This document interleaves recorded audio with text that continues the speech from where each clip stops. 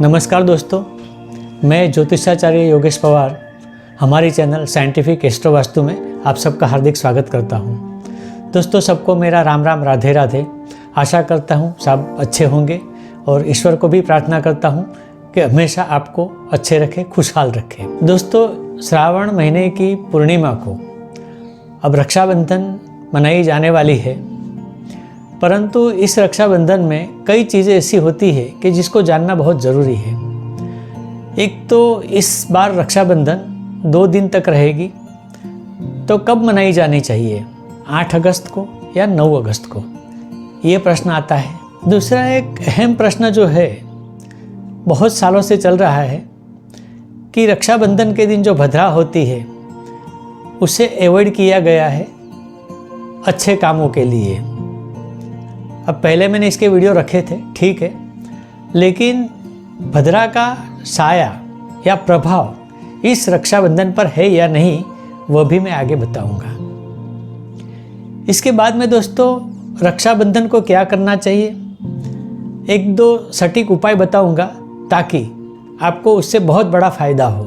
और उसके बाद में एक अहम चीज़ मैं बताने वाला हूं कि हमेशा रक्षा बांधने के समय पर भाई और बहन का मुख यानी फेस किस दिशा में होना चाहिए, ये बहुत इम्पोर्टेंट बात है और आजकल किसी ने इस पर ध्यान नहीं दिया है।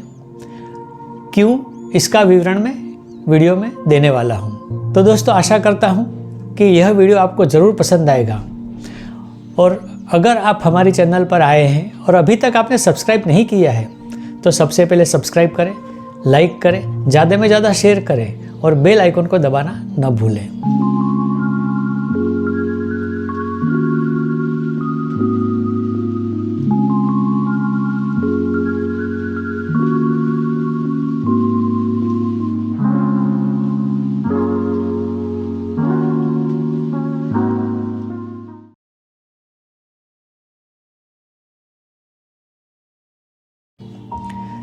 तो आइए दोस्तों, शुरू करते हैं रक्षाबंधन के बारे में, उसकी जो विशेषताएं हैं उसके बारे में, मुहूर्त के बारे में, आदि आदि।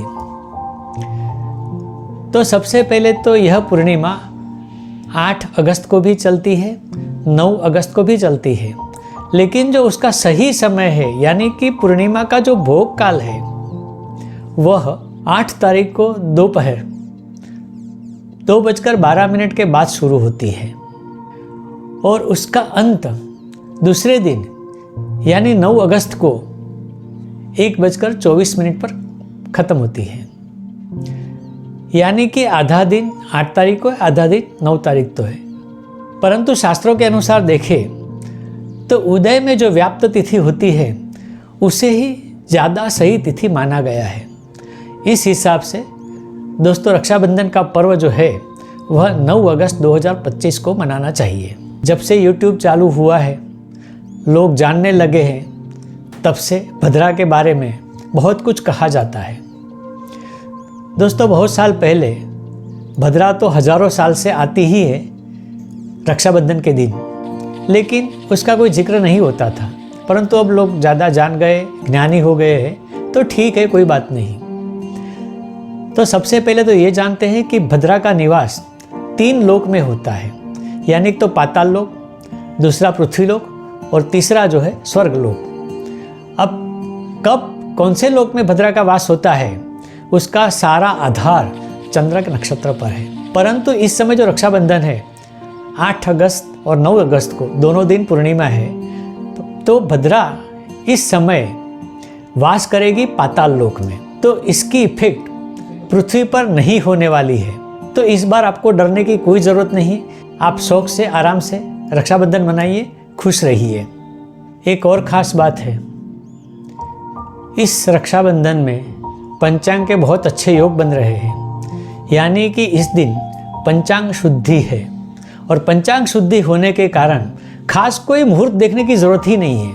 अगर आप 9 तारीख को रक्षाबंधन मनाते हैं तो सुबह 5:50 से लेकर दोपहर में 1:15 तक आप आराम से रक्षाबंधन मना सकते हैं। यानी कि जो पूरा समय मैंने बताया है वह शुभ ही है, इसीलिए और ज़्यादा कुछ देखने की ज़रूरत नहीं है। परंतु फिर भी आपको ज़्यादा सटीक मुहूर्त देखना है तो ज्योतिष शास्त्र के हिसाब में होरा जो होती है उसका महत्व बहुत ज़्यादा है। और होरा का जो मुहूर्त है वह सुबह में 6:50 से शुरू होता है और 11:20 पर ख़त्म होता है। यानी कि इस समय भी आप रक्षाबंधन मना सकते हैं, भाई को रक्षा बांध सकते हैं, ये ज़्यादा समय अच्छा है। परंतु एक और समय ज़्यादा अच्छा कहा गया है जिसे हम अभिजीत मुहूर्त कहते हैं। यह अभिजीत मुहूर्त 12 बजे से दोपहर में 12:50 तक चलेगा, तो यह समय सबसे उत्कृष्ट है। परंतु आज का पंचांग शुद्ध होने के कारण अगर ये छोटे छोटे मुहूर्त आप त्याज्य कर दो तो भी सुबह में 5:50 से लेकर दोपहर में 1:25 तक का मुहूर्त तो अच्छा है ही। तो इसमें भी कोई घबराने की, डरने की ज़रूरत नहीं है। आप बहुत खुशी से यह पर्व मना सकते हैं, भाई को रक्षा बांध सकते हैं। परंतु भाई को राखी बांधने से पहले मैं 2 चीज़ें बताता हूँ, वह आप ज़रूर कीजिए। भाई को राखी बांधने से पहले एक राखी आप गणेश जी को बांधिए। इससे क्या होगा, भाई के घर में या भाई को या उसके फैमिली को जो भी विघ्न आते हैं वह रुक जाएंगे, कट जाएंगे और इसका फायदा ज़रूर होगा। अब दूसरी जो राखी है आप पीपल को बांधे या वट वृक्ष को बांधे। इससे क्या होगा कि भाई के घर में जो अशांत परिस्थिति है, कुछ प्रॉब्लम आते हैं और कहीं वास्तु दोष भी हो सकता है, तो ये सारे दोष यह राखी दूर कर देगी।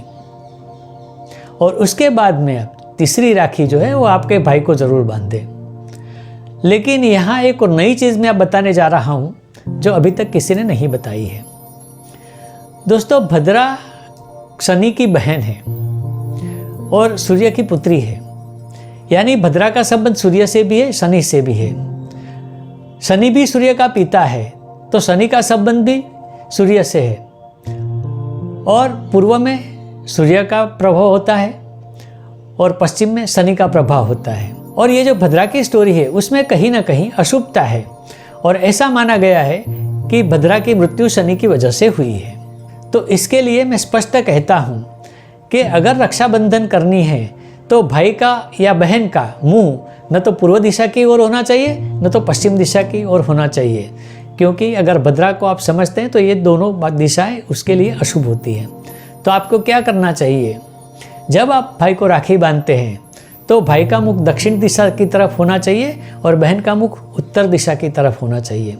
देखिए, दक्षिण दिशा शक्ति की दिशा है और भाई को बहन की रक्षा के लिए शक्ति चाहिए जो उसको दक्षिण से मिलेगी। और बहन का मुंह उत्तर दिशा की तरफ होना चाहिए क्योंकि उत्तर दिशा प्रेम की दिशा है। तो दोस्तों, इस बार ये भी आजमा कर देखना होगा और ये ज़रूरी भी है। तो दोस्तों, आज के वीडियो में बस इतना ही। आगे आने वाले वीडियो का इंतज़ार करें, लेकिन उसके पहले याद दिलाना चाहता हूँ कि अगर आपने हमारे चैनल को सब्सक्राइब नहीं किया है तो सबसे पहले सब्सक्राइब करें, लाइक करें और ज़्यादा में ज़्यादा शेयर करें, ताकि ऐसे ही वीडियो जिसमें सही जानकारी है ज़्यादा से ज़्यादा लोगों के पास पहुँचे। और हाँ, अगर आप हमसे कुछ परामर्श करना चाहते हैं, कंसल्टेंसी करना चाहते हैं, तो मेरे दिए गए नंबर पर मुझे व्हाट्सएप या फ़ोन से कांटेक्ट कर सकते हैं। दोस्तों, अगर आपको कुछ पूछना है, बताना है या वीडियो के बारे में कुछ कहना है तो हमारे कमेंट सेक्शन में जाकर आप ज़रूर लिखिए, उस पर हम अमल ज़रूर करेंगे और आपकी जो भी इच्छा होगी उसकी पूरी करने की कोशिश करेंगे। तो दोस्तों, आज यहाँ मैं विदा लेता हूँ। आने वाले वीडियो का इंतज़ार करें। तब तक के लिए नमस्कार।